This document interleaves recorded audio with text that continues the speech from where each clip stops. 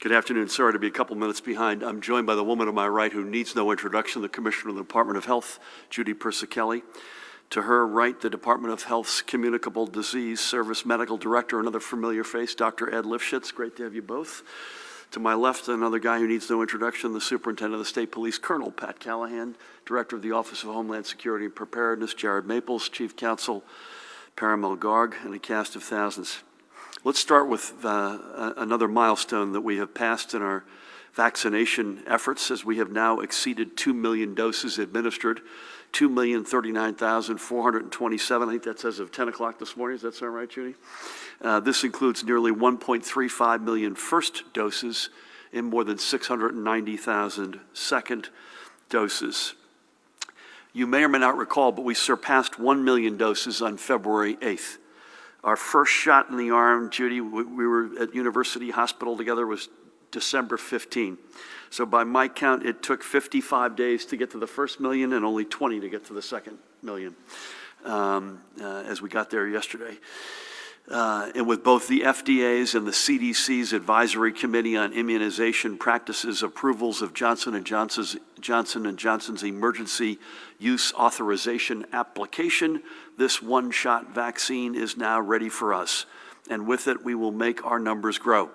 As I announced last week, we're anticipating roughly 70,000 doses, as of last night at least, it was 73,600, of the Johnson & Johnson vaccine to be delivered to us this week. Likely, I believe, Judy, mid to late week is the current sense. We do not, and this is an important point, we do not have any clarity on what the next couple of weeks may look like in terms of J&J supplies. As we know, J&J is currently ramping up production. We are being as conservative as possible and not calculating for anything else beyond this initial 70,000 plus dose haul until we are told otherwise. So we're going to do all that we can to make sure our distribution and administration of these doses is strategic and well planned. And that's something that Judy and her extraordinary team, with Deputy Commissioner for Public Health Services, Dr. David Adenaro, COVID-19 Response Medical Advisor, Dr. Eddie Bresnitz, Ed Lifshitz, Tina Tan, and the rest of the team are currently working on.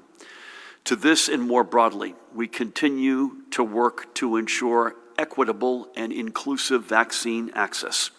We are working closely with churches and other trusted community organizations in our Black and brown communities, and we are also working in a coordinated manner with the Department of Health, obviously, and various partners in a variety of ways to ensure we have the best intelligence from these communities to educate our outreach efforts. And to that extent, Judy, there's a great partnership we haven't spoken enough about between DOH, our front office, and the New Jersey Pandemic Relief Fund. Basically doing the research required, field surveys, focus groups, trying to investigate who the best messengers are to give people comfort about the vaccine and the mode of messaging. Is it better to be in a flyer or a billboard or video? And also adjusting that research real time. And that's something there's been a lot of energy and focus on. Additionally, and this is additional to the numbers up top, we have learned that CVS and Rite Aid will be allocated 22,500 doses from Johnson & Johnson through the Federal Retail Pharmacy Program. These are additive to the doses that we are receiving as a state. So you add that 22,500 to the 70+ thousand up top. The importance of having a third highly effective vaccine in our toolkit, especially one that requires only one dose and can be stored in regular refrigeration, cannot be overstated. This is a game changer in our fight to get more shots in arms. As with everything else, we just need the supply. I spoke with Alex Gorski yesterday, CEO of Johnson & Johnson, congratulated him and his extraordinary colleagues on this great accomplishment. Clearly, this is a point of Jersey pride, as Johnson & Johnson is a New Jersey icon, headquartered right here. And Alex repeated something to me, and I think this is something that Tony Fauci, I believe, hit this morning. The Johnson & Johnson vaccine, and Ed and Judy will correct me if they see this differently, while the numbers on the surface may not be quite as high as Moderna and Pfizer, he reminded me that they tested this, the field work was done in the teeth of the South American surge including variants, including in Brazil as well as in South Africa. So this was a global trial. And so that's number one. And number two, especially, guys, against hospitalization and fatality, this is extremely efficacious. So this is our third really potent weapon at our disposal. So additionally today, I am proud to announce that effective on both March 15th and March 29th, in 2 tranches, we are expanding the ranks of those eligible to receive their vaccinations. Let's start with March 15th. This expansion will include our pre-K through 12 educators and support staff, who are all, in one form or another, educators, child care workers in licensed and registered settings, Motor Vehicles Commission, NJ Transit, and other transportation workers, all public safety personnel who have not already been made eligible, such as, I'll give you an example, probation officers, and members of our tribal communities. Beginning on March 15th, we will also be expanding to make persons experiencing homelessness eligible, as well as those currently living in a homeless shelter or a domestic violence shelter. We also know that our farms, especially in South Jersey, will soon be welcoming the migrant farm workers who are important to their operations, and as those individuals arrive in state from March 15th onward, they too will be eligible for vaccination. So 2 weeks from today, these groups which I just mentioned will be able to make their appointments and start getting vaccinated. We expect this to be a total of several 100,000 workers and residents. What is being constructed between now and the 15th, although we have not, Judy and team and the rest of us have not waited on this, but the exact how and when, or how and where rather, and in some cases when, is going to be worked out. For instance, as it pertains to educators specifically, we will work obviously with Judy's team, the Department of Education, our partners at NJEA, school leaders, local education stakeholders, and our sites on means of ensuring full access without interrupting the school day. So that's to be determined. I suspect you'll have a lot of questions on the hows, the whens, the wheres. Just know that that is being machined as we speak. And then 2 weeks later, on March 29th, we will open eligibility for frontline essential workers in the restaurant, food processing and distribution industries, grocery personnel, warehouse workers, and I believe it's in that category we will include longshoremen and women, remaining elder care workers, hospitality workers, elections workers, clergy, postal and other shipping workers, and judicial system employees. This number, I said several 100,000 in the March 15th tranche. This is, I think, going to end up being slightly larger. But remember, when you're trying to calculate numbers, please remember that there are thousands of residents within every one of these groups and the March 15th group who have already been eligible, either because of their age or their chronic medical conditions, or given the examples of school nurses or NJ Transit medical personnel were previously qualified to get a vaccine. And we are certain that there are many of these folks who have already been vaccinated. So to put it this way, if you're 40 years old and you've got diabetes and you work either in one of these in industry groups or in the groups that are going live on March 15th, you've been eligible for some time, Judy. I can't remember as of when, but it's now many weeks, if not a couple of months back on that. Given the expectations of increased weekly shipments of vaccines as the month progresses, and especially as we head into April, we are confident in announcing this broadening of eligibilities now so that those who fall into these categories can know when they can step up to the plate. And additionally, for all residents who are 75 and over, we're giving a little bit of an extra push here. We are both actively conducting outreach over the phone and scheduling appointments for these residents to ensure greater direct access and increasing allocations to megasites specifically for these seniors, among other actions. We know that residents in this age group are among our most vulnerable residents. Remember, a lot of states did this in steps. We went right down to 65 because, as Judy and Ed know better than anyone, 80% of our fatalities have been 65 and up. But there's also no question that in the 75 and up group, you're going to have even less internet facility or access. You're not going to be able to be on your phone morning, noon, and night trying to get that appointment. We need a little bit of an extra push here, and that's what we're going to do. I want to give a few shout-outs, beginning with Judy, Ed, and their team, who have worked tirelessly now for well over a year. And again, this Thursday, we marked the first anniversary of case number 1, but they were at it well before then. Our federal delegation has also been really, really helpful to us. We had Frank Pallone here last week, but I want to give in particular Mikey Sherrill, Josh Gottheimer, Tom Malinowski shout-outs for their help, especially across the state, but especially in their districts.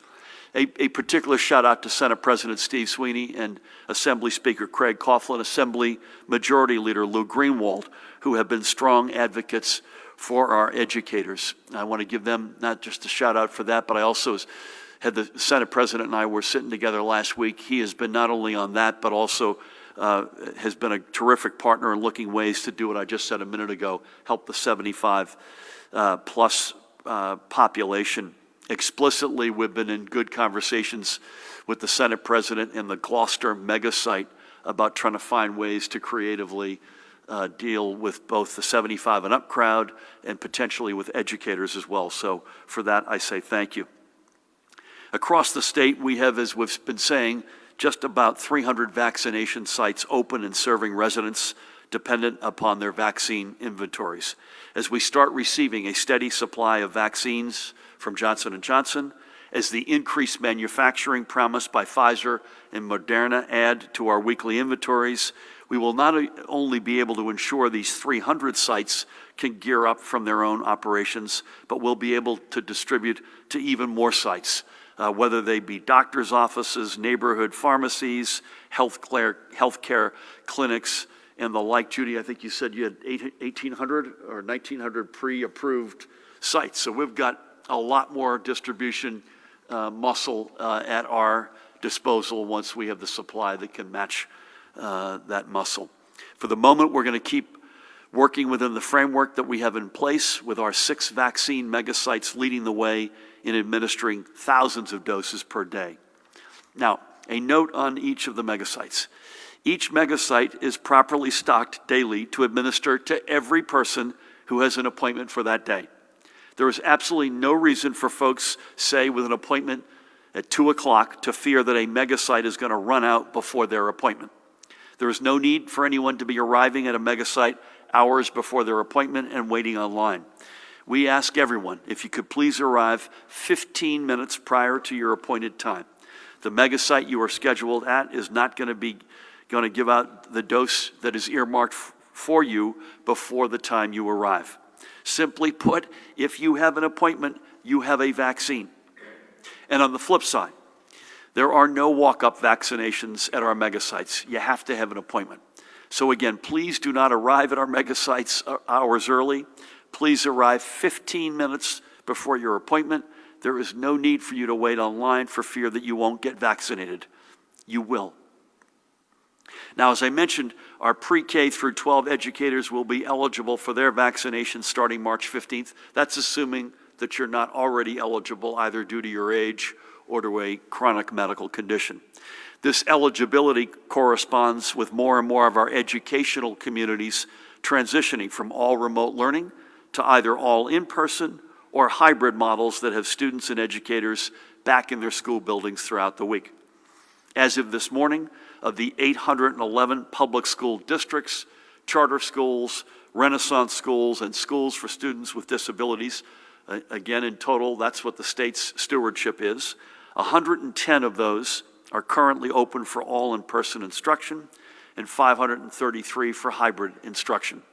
These numbers are both up since from the last time we gave a full report 3 weeks ago, I think at this point by 15 and 42 respectively. This also equates to roughly 74,000 students learning full-time in their classrooms and more than 760,000 being served on a hybrid schedule.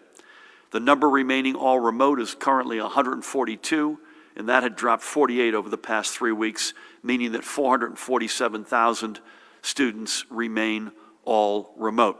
And 27 local education agencies are using a mix of options across their building, and that is down 8. And that covers, by the way, about 72,000 students in total. If you make, just stopping here for a second, so if you add up all of that, what percentage of our kids are either full-on in person, in hybrid, or in a combination, and I'm making a modest amount of assumptions there, about 2/3. Some of our biggest districts are all remote. There's no question about that. And by the way, the remote districts include districts that are not just sort of we're remote until X date, but also districts or schools where there may have been an outbreak last week. And based on the protocols, they have gone remote, say, for a 2-week period. So it is inclusive of both of those in there. As we continue to work towards seeing all of our students back in their schools, ensuring full access to the vaccine for their educators is a big step to take. It's not the magic wand, it's not the only step, but it is a big one. With that, let's turn to our overnight numbers. This morning, we're reporting an additional 2,668 positive PCR tests, 643 presumed positive antigen test results. And again, as I mentioned, Thursday marks the first anniversary of our first confirmed case. The positivity for all 44,835 PCR tests recorded on Thursday was 6.44%. Judy, if you take out weekends, literally the past 4 days, 6.53%, 6.38, 6.63, 6.44% positivities. Those are all from weekdays. Again, we've seen now for the past month or two, it's on the Saturdays, the Sundays, the holidays, where you have fewer tests, higher positivity. Again, I think it's our assumption is that you're getting tested on those days for a reason. Either you're not feeling well or you got exposed. Current rate of transmission is up to 0.94. You want to see that stay under 1 and preferably be going down. The number in our hospitals crossed a good milestone over the weekend, and today the number of residents reported hospitalized is 1,865, with 1,729 of them known COVID positive. 387 folks in our ICUs, 226 ventilators in use. But let me say this, at least I showed 3 hospitals that didn't report. I looked at the last day they did report, they had 40 COVID in total. I think you probably have the same numbers. So Judy, if you take that 1,865, even if you added the 40, you're at 1,905. The point being, we're under 2,000, and please God, knocking on wood, heading in the right direction. On Sunday, 178 live patients left, 203 were admitted, and there were, again, this is at the risk of comparing apples and oranges because these are not confirmed. Hospitals reported 26 losses of lives. However, we can report with the heaviest of hearts another confirmed 21 losses of life from our extraordinary New Jersey family. That brings the total confirmed losses to 20,942. The probable number of losses of life still stays at 2,331. Unfathomable. Let's take a few minutes now, as we always do, to remember 3 of those who have lost. We're going to start by honoring this guy, the life of Thomas Costello of the Whiting area of Manchester Township in Ocean County. He had previously called Jersey City and Toms River, though some of his family and friends, including his son Tom, who is 12 feet to my left, would argue that Disney World could have also been counted as one of his residences, given the number of trips that he had taken there. Tom was 83 and had spent a career selling cars for multiple dealerships and retired just 10 years ago.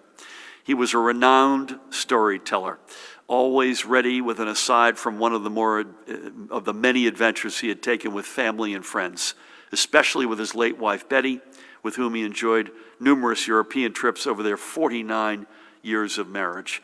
Tom lost Betty in 2009. He is survived by his 3 children, and I can't say this terribly often, and I mean this. Tom Costello is right in front of me. Tom, God bless you and your siblings and your dad. He was a great guy. Judy and James and their families, including his 6 grandchildren, Stephen, Andrew, Joey, Ryan, Addison, and Grayson. He also leaves behind countless nieces and nephews and just as many old friends. Tom and I spoke on Friday, and in addition to Disney and the adventures, you all have Irish cousins. And I think you said your last trip with your dad there was a couple of years ago, and he said at the time it could have been his last, and it turned out it was, sadly. And you also wanted me to say that he was a champion skeet shooter. I don't think we've honored anybody in these almost a year who's a champion skeet shooter. So for all those reasons, God bless your dad. May God bless Tom, his family, and we thank him for a lifetime of dedication to the great state of New Jersey. Today we also remember the artist, educator, and designer Hugo Morales, who had called Union his home for many years, as if I had to tell you who's an artist. Look at that picture, wow. A native of Ecuador, Hugo came with his family to the United States as a boy and was raised in Union City. For the past 35 years, art was Hugo's calling, and he was a noted leader in the Nuevo Latino art movement.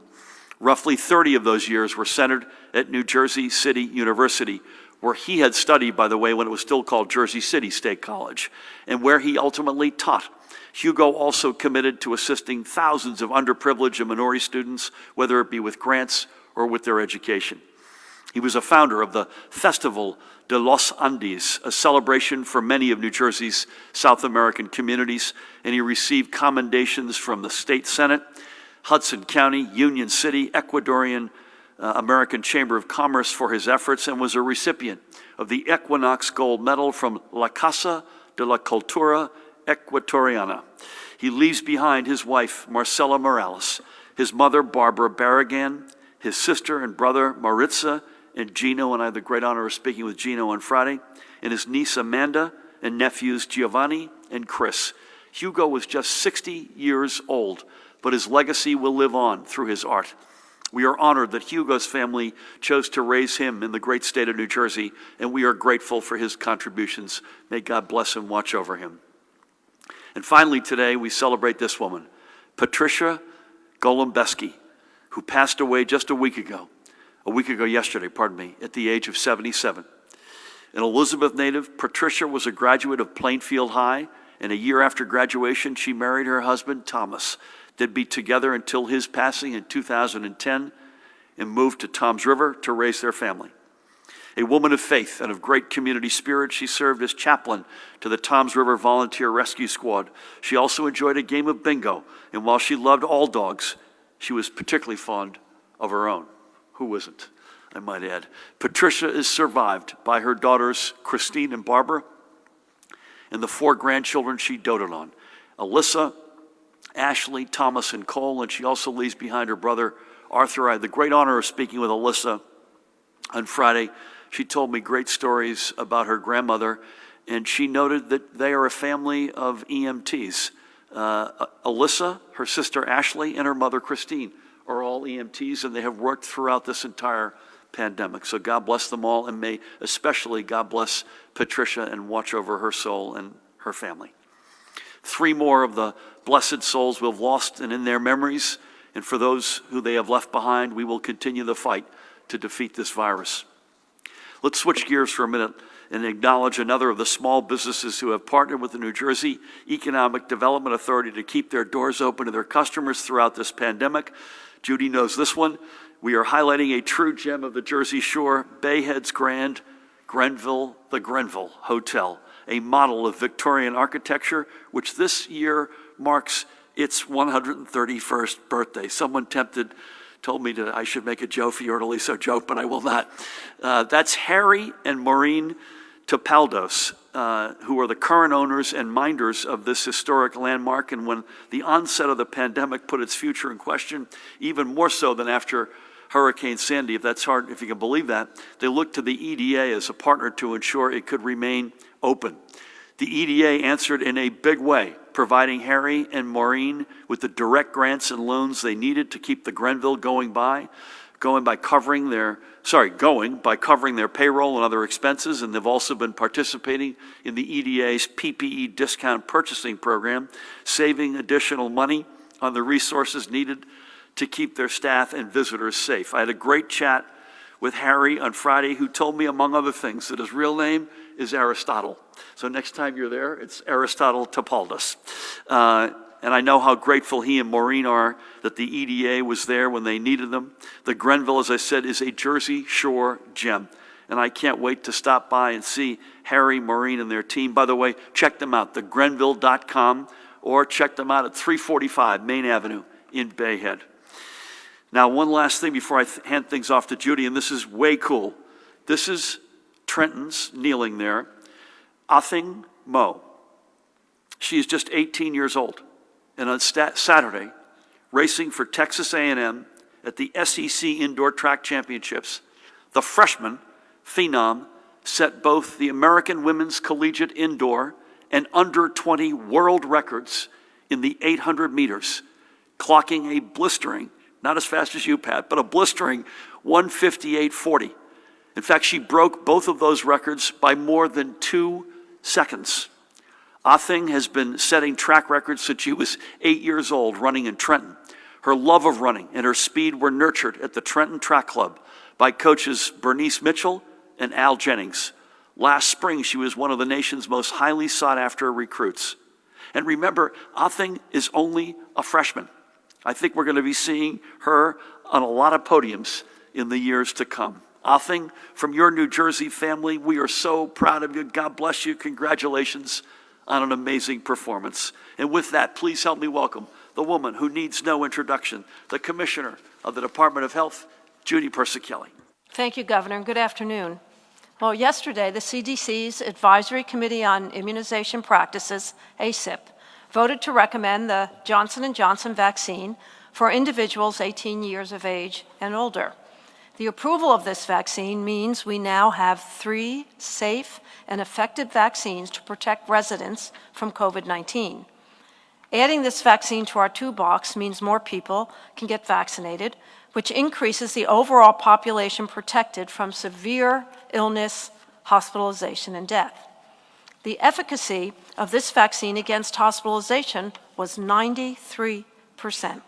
The efficacy against severe illness remained high across all world regions, suggesting protection against severe illness with variant strains. And there was similar efficacy across age, sex, race, and ethnicity categories, and those with underlying conditions. As we have discussed before, the J&J vaccine has some logistical benefits. This vaccine does not need to be kept in a freezer and can be stored at refrigerator temperatures, so it's easy to transport and store. It is also a single dose, which can reduce the need for any time off or travel for individuals, increasing the convenience of administration. Having different types of vaccines available for use, especially ones with different dosing recommendations and storage and handling requirements, can offer more options and flexibility for the public and vaccine providers. All the vaccines that are currently available were studied in different trials among different people and different timelines. They were not studied in a head-to-head comparison or trial. Therefore, they should not be compared to each other. All are effective in preventing severe illness, hospitalizations, and death. The J&J, Moderna, and Pfizer vaccines are all safe, effective options, and people should take the vaccine that is available to them. We are expecting J&J doses likely to be delivered Wednesday of this week, and with this additional vaccine, we now have the opportunity to vaccinate more individuals than ever before. As the governor described, we will be opening eligibility for additional groups of high-risk individuals and frontline essential workers beginning March 15th and again a few weeks later. These groups, such as individuals who experience homelessness, educators, public transportation workers, are also high risk of exposure and will soon have an opportunity to make an appointment. However, and although we must remain patient, despite the additional vaccine coming to the state, we are still in a time of scarce vaccine supply. So not everyone will be able to book an appointment immediately upon becoming categorically eligible. As we continue to move forward, equity will still be in front of our minds.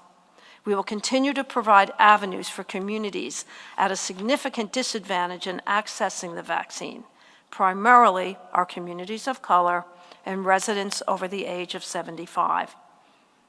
For those who have received the Pfizer or Moderna vaccine, the public is doing a great job returning for your second shot. 88%, so far, 88% have returned for their second shot to finish their dosing regimen. We want everyone to ensure they receive their second dose in order to get the best protection against COVID-19. It is not known how effective just one dose of the vaccine would be long-term, or how long you would be protected against COVID-19 with just one dose of the vaccine. So moving on to my daily report, as the governor shared, about 1,900 hospitalizations of COVID-19 positive patients and PUIs, with 387 individuals in critical care. And 58% of those critical care patients are on ventilators. That number has decreased significantly. Thankfully, there are no new reports of multisystem inflammatory syndrome in children. There are 105 cumulative cases in the state. As you know, these children have either tested positive for active COVID-19 infection or had antibody tests that were positive for COVID-19 exposure within 4 weeks prior to symptoms. There are no new confirmed cases of the B.1.1.7 variant. That is the variant that first emerged in the UK. There are 63 total reports of this variant in the state at this point in time. The governor reviewed the new cases and deaths. As far as the deaths are concerned, 55.6% are in individuals, Caucasian individuals, 16.5 Black, 18.8 Hispanic, 5.1 Asian, and 4.0 other. At the state veterans' homes, there are no new cases among residents. And at the State Psychiatric Hospital, there is one new case. As of February 25th, the positivity in New Jersey is 6.44%, the northern part of the state 6.53%, central 6.98%, and the southern part of the state 5.20%. So that concludes my daily report. As always, stay safe, continue to mask up, social distance, stay home when you are sick, get tested. And remember, for each other and for us all, please take the call and download the COVID Alert NJ app. Thank you. Judy, a couple of things I wanted to underscore, and then I wanted to ask Ed a question, and yourself. Number one, just to underscore, the percentage of folks showing up for the second shot is like all-time high relative to other vaccination experiences, right? So that's really good. And again, per my comments earlier, if you've got an appointment, there's a vaccine for you. You don't have to worry about camping out or anything like that. So number one. Number two, we have still a supply-demand imbalance. It's getting better, but it still exists. And don't assume that on 8 o'clock in the morning on March 15th, or if you're in a different group on the 29th, that all of a sudden, magically, it's better. But those are the dates you can go on and begin to be eligible, but have patience. It's going to take a while to get through those communities. That's many, many hundreds of thousands of folks. And I want to, Ed, if I can ask you this, I want to make sure we don't leave you in the bullpen, so get you some early inning work here. Positivity rate, again, literally single digits, either 6-something or 7-something for the past 2 to 3 weeks, except on weekends. Rate of transmission has been coming down. It feels like it's creeping up a little bit here. Yesterday to today, the last couple of days, Judy, if my numbers are right, 0.89, 0.91, 0.94. Now, that's a 7-day rolling look back, and I assume that's part of the reason. But any color as to how you could have the positivity rates getting into a very good place relative to where we were a month ago, and rate of transmission starting to creep in the wrong direction? Sure, and I would start by saying some of what you said, which is, we're looking at a very short period of time here, and things change rapidly. I would say that overall we're looking about where we were looking at the beginning of November as far as total case counts and positivity and what we're seeing with hospital visits and other things. What had happened was, we had plateaued over the summer. We were relatively flat. When we went into the beginning of October, we began to get a gradual increase, and then we hit the beginning of November, and the increase went up sharper. Then we hit December, we plateaued out. We had a bump after the holidays, and then we began to come back down relatively quickly to we're now back to where we began going up sharper back at the beginning of November. So we have seen in the last week some of that level out a little bit. Now, there was a lot of stuff that was going on. There was weather that was out there. There was snow. There was other things. Overall, in the country, there is talk about some plateauing out. So we are continuing to see a decline in cases, but they're not dropping as fast as they were 2 or 3 weeks ago, which is why you see that RT at 0.94 rather than 0.91, because it is still going down, but it's not going down quite as rapidly as it was. Certainly, we hope that will resume, but we don't know. And I think we mentioned this last week. Our density, the density of our long-term care facilities and residents is in many cases a good thing, not in this case. So we had seen less of a reduction in cases and hospitalizations than other states, although they in many cases were coming from a higher level. And as you rightfully point out, Ed, you're starting to see that plateau around the country. We're still seeing at least hospitalization numbers going down almost every day, and let's please, I'm knocking on wood that it stays that way. Thank you both. Pat, if it isn't one thing, it's another. So the good news is no snow in the forecast, but we get some unusually high winds coming for the entire state, I believe, over the next 24 hours. And any color on that? Compliance, other matters. Great. That's correct. Thank you, Governor. Good afternoon. I do not have anything to report with regard to compliance. Nothing was reported to the Rock over the weekend. But to your point about the weather, Governor, Gus, I think the whole state is under a wind advisory going into tomorrow. The greatest concern, and I witnessed it this morning over by headquarters, is the tree root systems are just compromised due to all the rain, the melting snow. There's already some large trees down, and it hasn't even been that windy, but gusts up to 55 miles an hour are expected, and that coupled with these root systems, we probably will expect some power outages. So we certainly are in touch with Joe Fiordaliso and BPU to make sure the service providers are ready, and the bucket trucks are already lined up, ready to respond. So just again, as we always caution folks to report it and to don't go near any downed lines because they are fatal. Pat, thank you. I think the two exposures in a high gust mode, again, it's up and down the entire state, so all 21 counties here. And the bulk of it's coming in later today and tomorrow, I guess, is where the... That's correct. I think the advisory ends between 3 and 6 p.m. tomorrow night, Gov. And it begins when, did you say? Actually, I think it goes in effect tonight. Okay. I think there are two areas of particular concern. One is driving, particularly if you're on bridges and exposed areas, and the other is the one you made, which are power outages, and particularly folks, if there's a down line, don't go anywhere near it. And again, in our first winter in office, 2 people died, one of whom actually physically touched the line, and another one tried to drive over it, and that person also lost their life. So do not go near anything that's down. We'll start over here with Brent. Before we do, just to say we'll be in our regular rhythm, so we'll be virtual tomorrow, and we'll be here live and in person at 1 o'clock on Wednesday, unless you hear otherwise. Again, I'm not sure if we stay the 3 a week or how much longer we stay with that. That's something we're debating. I think if we go to 2 here, we will undoubtedly do it in combination with a third COVID-specific on-the-road stop, and I suspect it'll involve some combination of the 3 of us. So we'll be speaking to COVID, but not necessarily from this ballroom. So with that, Brent, good afternoon. Good afternoon. With today's news, will schools be allowed to remain virtual or hybrid come September, or have you officially ruled that out barring some major change of the pandemic? When the J&J shipments come in, will people have a choice of what vaccine they get? CVS and Rite Aid will get, is that 22,500 doses per week for each of, is it per week, per month? And were you aware, Governor, the State Chiropractors Board, 7 current members are all working on as holdovers on expired terms. You said last week perhaps they should be replaced after reinstating the license of a convicted sex offender. Where does that stand? So again, Judy will correct the record here. I think there are fairly straightforward answers to this.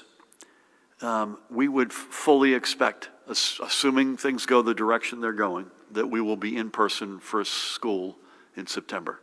And I will be very surprised and disappointed if we're not. I think we will get there, and we are getting there, at a minimum in a hybrid format, but I hope even more full in person, assuming we can do it safely and responsibly. You can't underestimate the stress this school year. Educators know that more than anybody. Moms and dads know that more than anybody, and our kids do. But I hope we're a lot more in person in this school year before it ends. Judy, if I misstate any of this, the only week that we have visibility on is this week for J&J. Right? They've basically not given any guidance for the next week or the week after. They have said by the end of March, early April, they'll be in a regular rhythm of supply. So, our team went over last night, and this is overwhelmingly Judy's, I think, quite rightful paradigm here.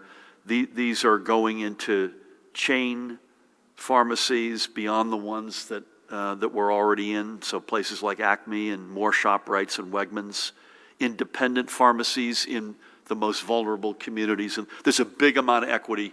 In fact, other than the 22.5, which I'll get to in a minute, equity really defines the J&J.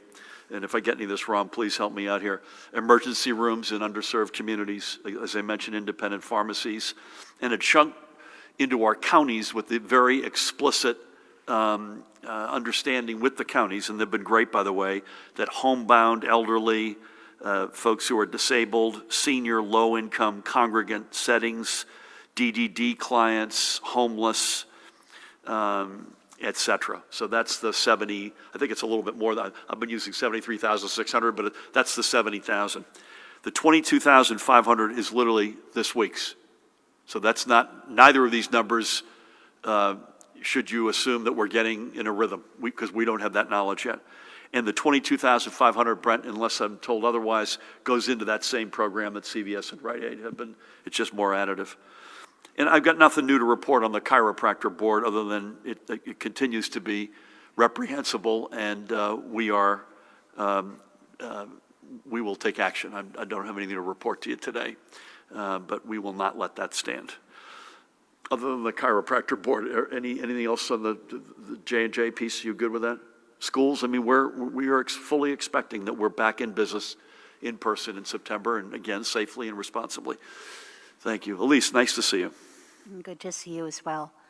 The first question is from Lilo.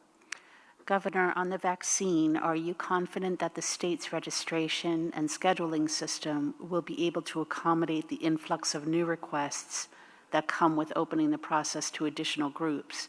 Has the state made any changes to this system to expand its capacity in advance of your announcement today? And my question, what sorts of lobbying groups have been approaching your administration asking for priority vaccines, and did any of them make a successful argument to get bumped up? Are there any groups that New Jersey initially wanted among the first in line, but then risk assessments changed, or some other supporting science surfaced, and now they're lower? Thank you. Thank you, Elise. We had some serious, and Judy knows this, first of all, I'm going to state's registration site and then the call center. Both were stood up from whole cloth in December into January, and to some extent in February. Call center, I think we've spoken to, so there are now many hundreds who have been trained up in multiple languages, and again, that went from 0 to now many hundreds of folks who are answering the phones. On the website registration side, we had some serious vendor issues, which were extremely frustrating, and that led to some many spirited exchanges with the vendor, including with yours truly. Of late, and I'm knocking on wood here, of late that has settled down. I'm going to make two other points, if I may, and Judy should weigh in here. Thirdly, while it's settled down, and let's assume it remains settled down over the next number of weeks, and that the call center continues to mature, I want to reiterate what Judy said. There is a current supply-demand imbalance, and there will continue to be. And for a period of time, that will grow, and then it will ebb. And that's the way it's going to be, an ebbing and flowing until we get through this. We felt strongly that folks deserved to know when they were eligible to get to sign up for an appointment. The last point I want to make, and Judy, again, if you see any of this differently, please weigh in. I mentioned this in my remarks, the how, the where, in some cases, literally the when, before school starts, after school, for, as an example for educators, that is being machined. Depending on the community group that you're in, the answer may be a different, you may have a different path toward your vaccine. So for instance, NJ Transit has pre-readied a dedicated site within their own system. No final decisions, but that's an option that could be used. The longshoremen and women all work within a very narrow geography, different than, say, an educator, different than someone who, a community that is up and down the state.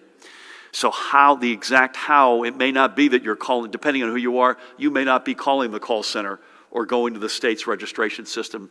And again, bear with us, obviously, by March 15th and March 29th, respectively, there will be very explicit instructions depending on which community you're in. What sorts of groups lobbied? How about the answer to that? Everybody. Literally everybody. Lobbying, I would say, and I know you didn't mean this way, lobbying implies, lobbying's got a bad connotation to it. The cases that were presented have been, in my experience, Judy, every one of them is compelling. Every one of them is compelling, perhaps for different reasons. So while we may not see a lot of in-school spread, we know there's an enormous imperative to get our kids safely, responsibly, educators back in school in person. Retail workers at the point of attack have a different compelling case. Transit workers, I mentioned longshore men and women. So I think everybody has put forward a responsible and compelling case. And again, we're trying to do this in a responsible way, breaking at least this round into a couple of tranches. I can only imagine if we did everyone on March 15th and 29th on one day. So we're trying to do this in a sort of phased-in way. And I think, at the end of the day, and I give Judy and Ed and their colleagues and a whole lot of other folks a lot of credit, because this is not easy. And God willing, this is going to be phased in a way that is both responsible and manageable for the systems. So thank you for that. Dave, good afternoon. Hi. You've touched on this, Governor, a bit, but maybe you can give us a little more color on this. Those 65 and older and those with medical conditions who have not yet been able to get a vaccine appointment may be dismayed to hear that so many more people are being added into the system. What is your message to them? That many of them may be angry. Can you talk a little bit about the expectation of additional vaccine supplies and how much this factored into this decision to allow these additional groups to be put into the mix here? With the announcement that teachers and support staff are eligible for vaccines, there's an expectation. You mentioned that schools will be able to open more of them for in-person learning and not just wait until September. Are you going to push for that, Governor? Because there is some concern about the fact that if there's not any directive given, it may not happen until September. What is your reaction to the NJEA announcement calling for higher ed teachers and support staff to also be included in the new groups that can get a vaccine? And finally, what is your feeling, and also maybe the health folks could weigh in on this, about this idea that we're now essentially in a race between the vaccinations and the variants? Maybe someone can explain the importance of maximizing vaccination as soon as possible so the variants don't have a chance or more of a chance to emerge. And do we still expect to see a positive case increase along with hospitalizations in the coming weeks, even though the vaccination program is being ramped up? And this would obviously be from the variants gaining more of a foothold. Thank you. Thanks, Dave. I'm going to take a shot at some of these. Judy and Ed, please come in. Listen, the folks who are eligible for a vaccine and I hear both sides of this, by the way, the feedback breaks into two categories. And mercifully, one category is growing and the other one is coming down somewhat. Frustration, because they can't get in because of the supply-demand imbalance. And I would say so far, Judy and Ed, universal praise once they've gone through the process of getting a vaccine. I mean, I can't tell you how many stories you hear. State police, National Guard, healthcare workers, volunteers. I walked up the process, it was like a Swiss watch. You hear that all the time. So again, mercifully, the amount of stories you hear on that side, again, when you're over 2 million shots, you've got a lot of people who are telling that story. And overwhelmingly, I can't promise you every one of them, but it's overwhelmingly a positive experience. But there's no question there's frustration for the folks still trying to get in there. Among other reasons, by giving a 2-week window to this first tranche and a 4-week window to the second tranche is to try to get as much of that community through the system as possible. And I would just say, please, again, thank you for your patience. You'll get a shot. You'll get both shots if it's Pfizer or Moderna. How much did increased expectation factor in? It certainly factored in.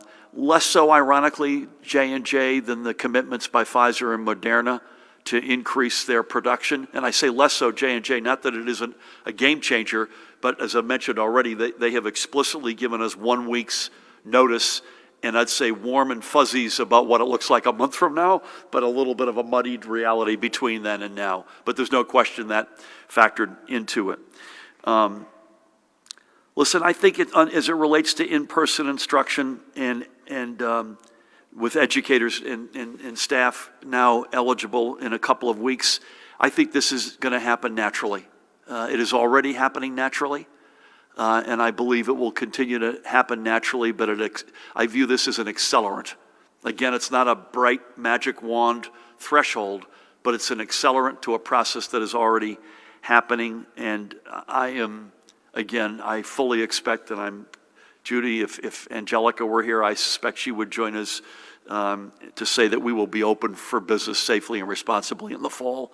And I hope in most districts, at least in a hybrid mode, well before then. I'll let Judy and Ed address the last two, which are good ones. The race of vaccinations against variants. Again, Judy mentioned this. It's worth underscoring. You get a lot of protection after 1 dose, apparently, from Moderna and Pfizer, but there is no question the advice remains from the CDC. I spoke to Tony Fauci, as I mentioned last week. Those are 2-dose vaccines, period, and we're not getting off of that. I also meant to say this earlier. I think Judy made another great point. The Johnson & Johnson, Moderna, Pfizer, this is apples to oranges if you start trying to compare numbers, where the trials were, when they were. The entire nature of this is it's a mistake to compare apples to oranges. These are 3 potent vaccines against COVID-19. All 3 of them are safe. All 3 of them are work. Line up as soon as you can and get them. But vaccines versus variants, we know the UK variant is here. We assume the New York City variant, as we mentioned, is in New Jersey, perhaps others. And then the other question is that Dave asks, so vaccine versus variants, and secondly, should we expect positive cases and hospitalizations to either increase depending on where you come out on the pace of vaccines versus the spread of the variants, where are positive cases and hospitalizations going? Do you want to jump in, Judy or Ed? Ed, do you want to tackle this? So Ed is up to bat on variants versus vaccines, and Judy will come in on the positive cases and hospitalizations. Okay. And I'm going to take just a little poetic license. Assume that I'm SARS-CoV-2, the virus that causes COVID-19, and that my hands are the S protein, the way that the virus enters and causes infection in cells. And the way that I infect cells is by grabbing onto them with my hands. And of course, it's really not just me. There are billions of me floating around at any given time. And always, with every new one of me that's being created, there are minor changes, minor mutations. My fingers might be changing a little bit, sizes are getting a tiny bit smaller, a tiny bit bigger. It doesn't really matter. Most of the time I can still grab on and infect. In fact, every now and then a mutation may come along that makes it a whole lot harder for me to do that. I might lose a thumb and all of a sudden I can't grab, and in which case my particular virus is going to go away and you're never going to hear about me. But I got these hands that I'm trying to grab onto you. Antibodies, you can think of, whether they're antibodies produced by natural infection or through vaccination as mittens. You know, that what the antibodies are trying to do is they're trying to cover those hands so that the hands cannot now grab on and get in. So what happens is this. We want to vaccinate people, preferably over them getting naturally infected, so that they're producing these mittens so that the antibodies can't grab on and get into them. What is a variant? A variant is one of these viruses that has managed to mutate in such a way that it can still grab on well, maybe even better than the other one, and that maybe something in the hand changed enough that those mittens might not fit quite as well. So maybe my finger got long enough that, yeah, the mitten might kind of squeeze on there, but it doesn't make as tight a fit as it used to, so maybe I might be able to cause some infection. And that's what we're seeing with when we talk about efficacy of some of these vaccines against some of these variants. They still do work, they still are as effective, but they're not quite as effective as they are against the normal strains because they don't quite fit, don't make that quite snug fit as well as they do.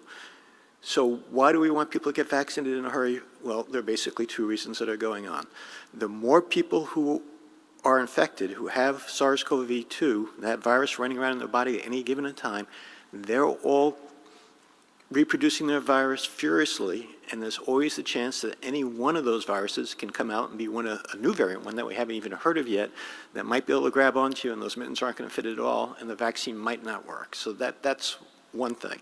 And the second thing is that there are fewer people out there, if you've been vaccinated, you are still producing those mittens. They're not working quite as well, but they're still working. So I'd rather have everybody in the room have mittens that work most of the time, and maybe one or two people might get infected, whereas if none of them are vaccinated, they're not making mittens at all, and they're all going to get infected. So it's a question about how many people will get infected when they're exposed to variants in the first place. So again, vaccination does two things. It reduces the chance of new mutations or variants coming out in the future, and it lessens the likelihood of any current variant spreading widely through the population. Well done. Judy, anything more on that, and or what do you expect to see in cases and hospitalizations over the next number of weeks? I think the thing that everybody has to understand is that viruses mutate. They mutate a lot. So there's a lot of variants, and there will be a lot of variants for SARS-CoV-2. But every single one of them is transmitted through the respirations, through respiratory droplets. So again, vaccines, as Ed just explained, will give a level of protection to all of the variants along the way. But more importantly, if you want to decrease cases and hospitalizations, wash your hands frequently, mask up, socially distance. Don't let your guard down. If you're sick, get tested, and isolate and quarantine and protect yourself and your loved ones. We know right now that flu is at the lowest level it has been in years, I think, years, because people are masking up, they're washing their hands. Respiratory droplet infections can be prevented. So knowing that there's variants, knowing that we're rolling out vaccines, and I do believe we will meet our goal of 70% of individuals vaccinated in 6 months. I believe May we will have a supply of vaccines for almost everyone. I truly believe that. But in the meantime, if we want cases and hospitalizations to decrease, and as a result decrease deaths, we have to continue the non-pharmaceutical interventions of masking, washing your hands, socially distancing, and we will, what I guess we say, break the back of this virus. It will take both of those things, not just vaccines, not just non-pharmaceutical interventions, but both. Do we still expect a spike in the coming weeks, though, from the variants, possibly? I think we're going to see, I would bet we will see cases creep up a bit and hospitalizations. I truly believe that. I think our focused our focused vaccination program in communities of color who have been disproportionately impacted, and the over 75 who have also been more vulnerable will help with that. I'm going to, amateur observation is, I'll bet you, I'll bet $1 that cases go up as a percentage more than hospitalizations, and I suspect we all hope I'm right, right? Right, so it's more easily transmittable, but not necessarily more lethal. I realize I didn't answer one other question, Dave. You asked so many, I've lost track here. But the one on NJEA and higher ed, I did not see the statement, but we will get to higher ed, and we will get there soon. Not everybody's covered by what we've just announced today. I'm not covered, as an example. We will get to, as Judy said, I've been using May as that time as well. We're now in March, the Ides of March. You get a couple of months from now, we're a whole different ballgame. Mike, is that you? Good afternoon. Good afternoon, Governor. Thank you. How does the number of Johnson & Johnson vaccines that the state is getting this week compare to the number that you're getting from Pfizer and Moderna? Is any of the Johnson & Johnson vaccine manufactured in New Jersey? I know the company is headquartered here. Looking at the COVID-19 vaccination page, you can see that 76% of the administered dosages are being administered. What happens to that other 24%? And finally, Governor, I wasn't sure if you had seen that Governor Cuomo in New York had apologized for saying insensitive things to some of his colleagues. I was curious if you had any reaction to that and if you had talked to him at all about the Tri-State Alliance for COVID. Thank you. So remember what I said back to Brent's question on J&J numbers. We have literally this week, so I think it's 73,600 plus the 22,500. Judy, do you have the total for this week? Actually, I'll answer a different question while Judy will find that. I actually don't know where they're manufacturing it. Do you know where they're manufacturing? I'm sorry. Do you know where they're manufacturing the J&J vaccine? I don't. We'll come back to you on that. The other 24% get used. It's the day of the week you happen to go on the dashboard. You'll see that number go up and down, and it depends. There are sort of three buckets, at least on my window. There's the what we control, the mega sites, the community sites, and that number is hovering plus or minus 80 to 85% regularly. You've got the long-term care program from Walgreens and CVS. That number's come way up. And then you've got the federal pharmacy program. That's the one that's the lowest at the moment. But again, we know Mike's coming in Friday morning at 9 o'clock for his second dose. We have that's allocated to you. So there's a lead lag element to this as well. But there better not be, nothing's getting thrown away. Do you have that number by chance? I have a couple updated numbers. First, overall, out of the over 2 million doses that have been delivered, the number of, in the general population, other than long-term care, the percentage of doses that have been administered versus claimed is up to 81%.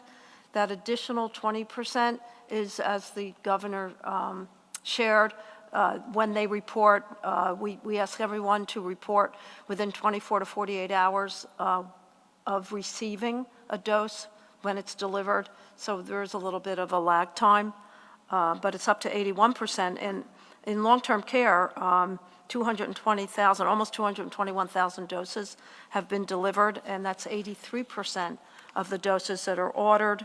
CVS is reporting a little bit over 165,000 doses administered, and Walgreens almost 78,000. Do you happen to know the amount of, part of your question, I assume, is of the approximately 100,000 J&J for this week? How's that compared to Moderna or Pfizer? The weekly. Yeah, I don't have. We'll get that to you. It's been running a couple 100,000. It's about 200, between 200 and 250,000 Moderna and Pfizer, and we'll be getting 73,000 J&J. Plus the 22.5, which goes into the pharmacy program. Again, I say this again, Judy or Ed, tell me if you disagree. I caution everybody to not put that number in the bank for other weeks yet. We just don't know the Right. answer to that. Right. Eventually, I'll go out on a limb and say a month from now, we're going to be in a cadence with J&J, and it's going to be significant. But I don't want people to think next week, the week after, it's going to get there yet. Your last question was Governor Cuomo. Listen, the tri-state relationship continues, and it's been extremely effective and has helped New Jerseyans, period. I don't have any insights, but what I've read is deeply concerning and deeply troubling. So it appears as though they're going to have an independent investigation. That, to me, seems what they should be doing. And I would just add, anybody who has any concern, expresses a concern, deserves to be heard, and it deserves to be completely and thoroughly investigated. So with that, I'm going to double mask up. I'm flying NJ Transit colors today. Pat, don't be mad at me. On behalf of our brothers and sisters at NJ Transit. Judy, Ed, thank you, as always. Pat, as always. Jared, Paramel. We have Mahan and Aliana both here. So thank you for your help. Again, we'll be virtual tomorrow, and then back here at 1 o'clock on Wednesday, unless you hear otherwise. And again, whether we continue the 3 or 2, we'll come to some conclusion on that sooner than later. Folks, keep the faith, keep doing the stuff you've been doing. Think of vaccines not as a magic wand, but as another huge weapon at our disposal. The face coverings, the social distancing, washing hands with soap and water, using your common sense, get tested at the appropriate point. All of that stuff still works. And it works whether it's a variant or not, right? All of that basic stuff works. It may work to some degree better or worse depending on what the actual variance is, but that all works. And the vaccines appear across the board, including this great news from J&J works. Now, we still have supply-demand imbalances. We accept that. We understand it. We are going to plow through this as best and as fast we can. But we also wanted to give certainty to a whole number of communities that deserve that certainty, and that's the spirit of the announcement today. Keep doing what you've been doing, folks. Stay strong. God bless.